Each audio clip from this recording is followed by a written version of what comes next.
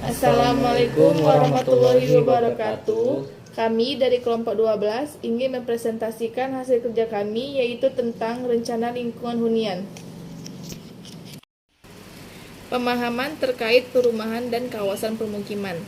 Yang dimaksud dengan permukiman yaitu bagian permukaan bumi yang dihuni manusia, meliputi segala sarana dan prasarana yang menunjang kehidupannya, yang menjadi satu kesatuan dengan tempat tinggal yang bersangkutan. Sementara, menurut teori Doxiadis tahun 1971, yang dimaksud dengan permukiman adalah tempat atau ruang untuk hidup dan kehidupan bagi kelompok manusia. Kemudian, perumahan.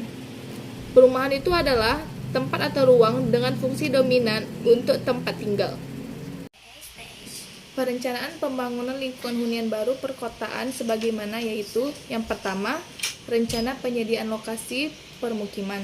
Terus yang kedua, rencana penyediaan prasarana, sarana, dan utilitas umum permukiman. Dan yang ketiga, perencanaan lokasi pelayanan jasa pemerintahan, pelayanan sosial, dan kegiatan ekonomi.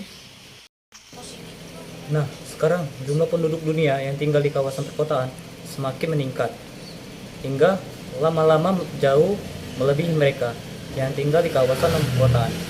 Peran pembangunan perkotaan dengan skala aspek termasuk perencanaan dan pembangunan permukiman bagi keberlanjutan bumi dan manusia semakin besar. Lingkungan hunian adalah bagian dari kawasan permukiman yang terdiri atas lebih dari satu satuan permukiman. Permintaan akan jumlah hunian sangat dipengaruhi oleh tingkat pertumbuhan penduduk. Pertumbuhan penduduk Indonesia pada saat sekarang ini bertambah dengan sangat pesat. Hal ini menimbulkan masalah baru pada masalah kawasan permukiman, yaitu semakin berkembangnya kawasan hunian yang kumuh dan semraut. Di berbagai wilayah, kawasan kumuh juga menjadi pusat masalah kesehatan karena kondisinya yang tidak higienis. Salah satu faktor yang mencirikan permukiman yang kumuh adalah tingkat kepadatan penduduk yang tinggi, kurangnya akses dan sanitasi yang tidak layak, air bersih yang belum memadai, serta minimnya fasilitas umum yang sosial. Kawasan hunian yang kumuh dan semraut seringkali dikaitkan dengan tingkat kemiskinan. Pembangunan perumahan yaitu dapat dilakukan oleh setiap orang, pemerintah, dan pemerintah daerah, yaitu dengan cara teknologi dan rancangan bangun rumah lingkungan. Yang kedua, industri bahan bangunan dalam negeri. Yang ketiga, kearifan lokal yang aman bagi kesehatan.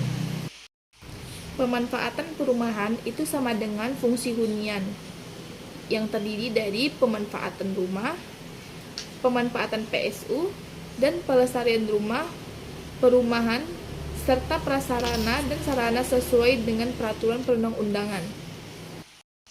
Perencanaan perumahan terdiri atas 1. Perencanaan dan perencanaan rumah. 2. Perencanaan prasarana, sarana, dan utilitas umum. Perencanaan rumah merupakan bagian dari perencanaan permukiman yang terintegrasi dengan sistem prasarana, sarana, utilitas umum, kawasan perkotaan atau kawasan pedesaan. Kedua, perencanaan perumahan mencakup rumah sederhana, rumah menengah, dan atau rumah mewah. Perencanaan dan perencanaan rumah dilakukan untuk 1. Menciptakan rumah yang layak huni. 2.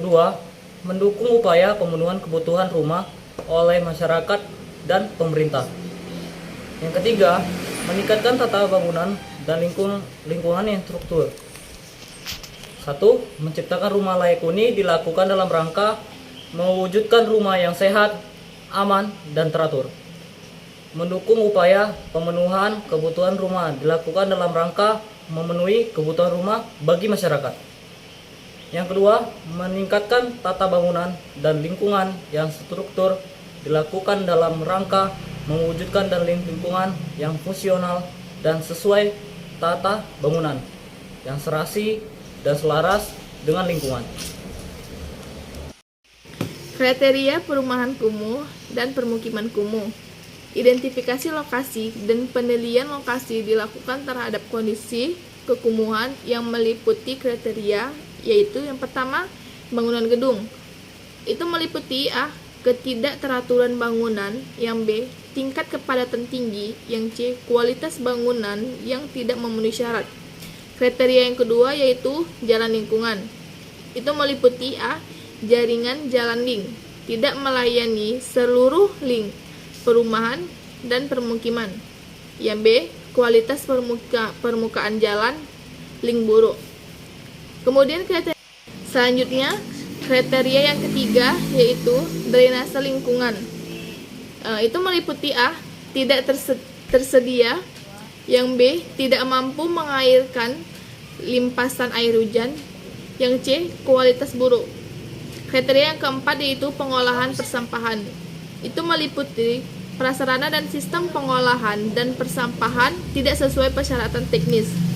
Kriteria yang kelima, pengolahan air limbah, meliputi yang A.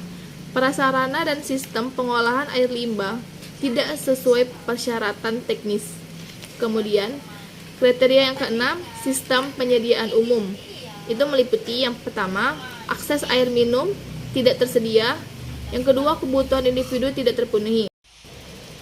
Dan selanjutnya, hunian berimbang. 1.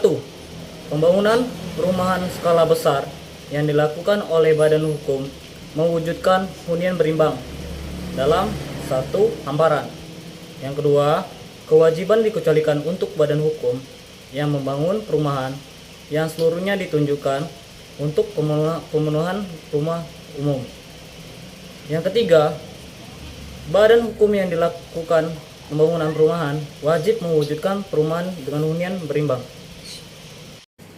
Sekian dan terima kasih hasil presentasi kami dari kelompok 12. Assalamualaikum warahmatullahi wabarakatuh.